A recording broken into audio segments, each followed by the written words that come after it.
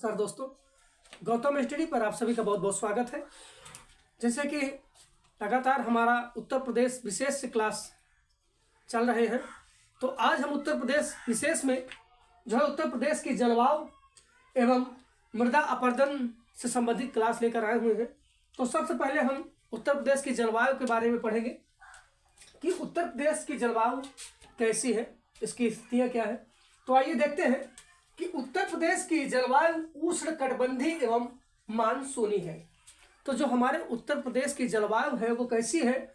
उष्णकटिबंधीय है और मानसूनी है। उत्तर प्रदेश के गोरखपुर में सर्वाधिक वर्षा अर्थात कहें तो 184.7 सेंटीमीटर होती है। तो उत्तर प्रदेश के गोरखपुर क्षेत्र में सर्वाधिक वर्षा होती है। कितनी होती है? तो 184.7 सेंटीमीटर तक होती है।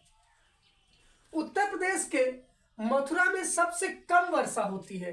तो अगर उत्तर प्रदेश के सबसे कम वर्षा वाला क्षेत्र है तो वो है मथुरा।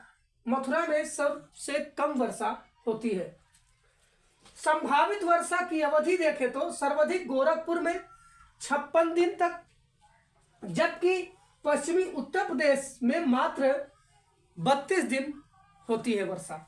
उसके बाद उत्तर प्रदेश में अधिकांश वर्षा बंगाल की खाड़ी से आने वाली जो मानसून पवने हैं उससे होती है। मानसून जो बंगाल की खाड़ी से उठकर आते हैं उसी से उत्तर प्रदेश में वर्षा होती है। अधिकांश वर्षा बंगाल की खाड़ी से आने वाली जो मानसून होती है उसी से होती है। उसके बाद उत्तर प्रदेश की कुल भूमि में आर्द्र भूमि का 5.15% है। उसके बाद अगर देखें तो सर्वाधिक आर्द्र भूमि वाला जिला जो है वो सोनभद्र है, जो कि 5.08% है। तो सोनभद्र कैसा जिला है? आर्द्र भूमि वाला जिला है। उसके बाद उत्तर प्रदेश में बंगाल की खाड़ी से आने वाली जो मानसून की पूर्वी मानसूनी पवने या मानसून कहा जाता है। तो उत्तर प्रदेश में बंगाल की खाड़ी से आने वाले जो मानसून हैं उन्हें किस नाम से जाना जाता है? तो उनसे पूर्वी मानसून के नाम से जाना जाता है। तो पूर्वी मानसून से कौन जाना जाता है? तो बंगाल की खाड़ी से जो आने वाली मानसून है जिससे उत्तर प्रदेश में वर्षा होती है उसे पूर्वी मानसून के नाम से जाना जाता है। उसके बाद उत्तर प्रदेश में शीतकाल और ग्रीष्मकाल में चक्रवर्ती व संवहनी वर्षा होती है। तो जो हमारे उत्तर प्रदेश में वर्षा होती है तो वो शीतकाल में और ग्रीष्मकाल में तो वो कैसी होती है? तो वो चक्रवाती होती है और संवहनी वर्षा होती है। उसके बाद उत्तर प्रदेश के दक्षिण भाग में अधिक तापमान होने का मुख्य कारण यह है कि वह कर्क रेखा के नजदीक है। जो हमारे उत्तर प्रदेश में अगर देखा जाए तो दक्षिणी जो भाग है उसमें सर्वाधिक तापमान होने का मुख्य कारण क्या है? कि वह कर्क रेखा के नजदीक है, इसलिए यहाँ पर अत्यधिक तापमान होता है। सबसे कम आर्द्र भूमि वाले जो जिले हैं वो बागपत और हाथरस है। ये दो जिले ऐसे हैं जो बहुत कम आर्द्र भूमि वाले जिले हैं, जो कि 0.18% मात्र है।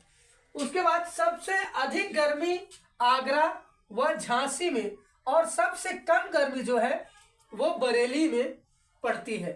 तो अगर उत्तर प्रदेश के लिहाज से देखें हम तो गर्मी वाला जो क्षेत्र है वो आगरा और झांसी में सर्वाधिक पड़ती है, सबसे कम जो पड़ती है वो बरेली में गर्मी पड़ती है।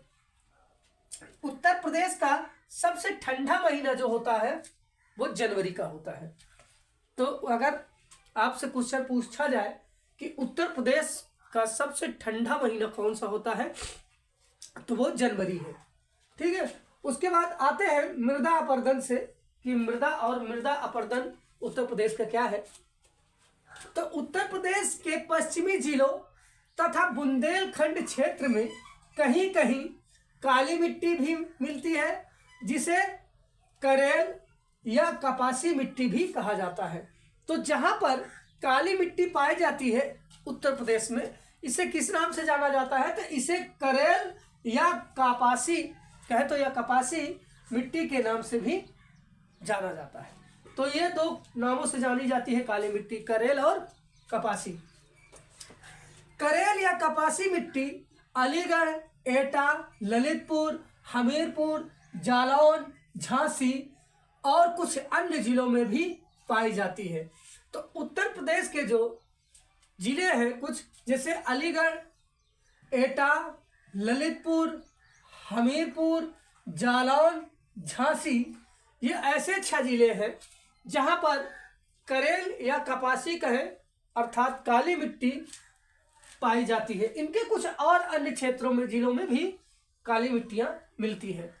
उत्तर प्रदेश के अलीगढ़, एटा, मैनपुरी और कानपुर जिलों में लवणी एवं क्षारीय मृदा भी पाया जाता है। तो कहें तो उत्तर प्रदेश के अलीगढ़, एटा, मैनपुरी और कानपुर जिलों में लवणी और क्षारीय मृदा पाई जाती है। झांसी, मिर्जापुर, सोनभद्र, चंदौली व दक्षिण विंध्य क्षेत्र में लाल मृदा मिलती है। तो लाल मृदा उत्तर प्रदेश के किन किन क्षेत्रों में मिलती है? तो झांसी, मिर्जापुर, सोनभद्र, चंदौली और दक्षिण विंध्य क्षेत्र में। उसके बाद उत्तर प्रदेश में जलीय अपर्दन का वायु अपर्दन की अपेक्षा अधिक प्रभाव है। अगर हम देखें तो जलीय अपर्दन जो होता है उससे ज्यादा जो है वायु अपर्दन की अपेक्षा जलीय अपर्दन ज्यादा प्रभावित है।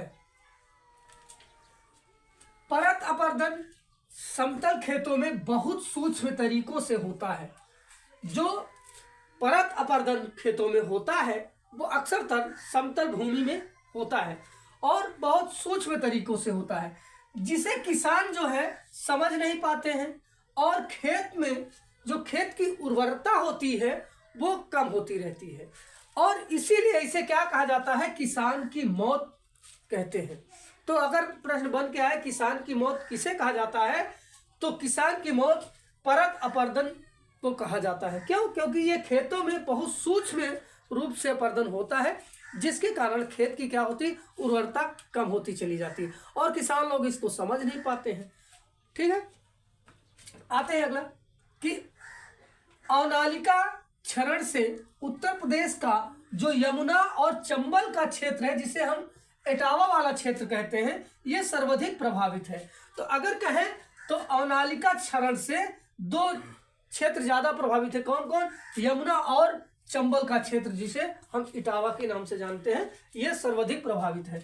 उत्तर प्रदेश में सर्वाधिक मात्रा में जलोढ़ मिट्टी पाई जाती है। अगर देखे जाए उत्तर प्रदेश में सर्वाधिक कौन सी मिट्टी पाई जाती है, तो उत्तर प्रदेश में सर्वाधिक जलोढ़ मिट्टी पाई जाती है। लवणी एवं क्षारीय मृदा को सामान्यतः ऊसर, बंजर, कल्लर या रेह के नाम से जाना जाता है। जिस मिट्टी में लवणी एवं क्षारीय मृदा होती है ना, तो उसे किस नाम से जाना जाता है? तो उसे ऊसर, बंजर, कल्लर या रेह के नाम से जाना जाता है। ठीक है, बुंदेलखंड क्षेत्र में लाल मृदा, जिसे पखा या पड़वा, मार या माड़ या राकर व भोंडा मृदा पाई जाती है। तो जो बुंदेलखंड क्षेत्र में है वो किस प्रकार की मृदा पाई जाती है? तो जो लाल मृदा के नाम से भी जानी जाती है, जिसे कहा गया है, पखा कहा गया है, पड़वा कहा गया है और माड़ कहा गया है, मार कहा गया है और रकार कहा गया है, वह भोंडा कहा जाता है। तो ये कहाँ पाई जाती है? तो बुंदेलखंड क्षेत्र में पाई जाती है।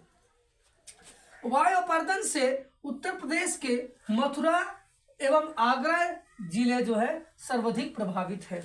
तो जो वायु अपर्दन होता है वो वायु अपर्दन से उत्तर प्रदेश के 2 क्षेत्र ज्यादा प्रभावित है। कौन कौन से हैं? वो मथुरा जिला है और आगरा जिला है, ये सर्वाधिक प्रभावित है।